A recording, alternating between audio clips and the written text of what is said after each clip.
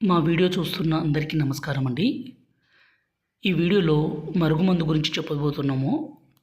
అసలు ఈ మరుగుమందు నిజమా? ఈ మరుగుమందు నిజంగా పనిచేస్తుందా లేదా అనే దాని గురించి ఈ వీడియోలో తెలుసుకుందాము. మరుగుమందుని ఎవరు పడితే వాళ్ళు ఇవ్వలేరండి, తయారు చేయలేరు.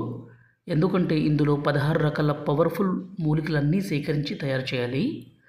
ఈ మూలికలన్నీ మా అడవి ప్రాంతంలోనే దొరుకుతాయి కాబట్టి ఇవన్నీ సేకరించి మా తాండా ప్రాంతంలో పవర్ఫుల్గా తయారు చేస్తాము.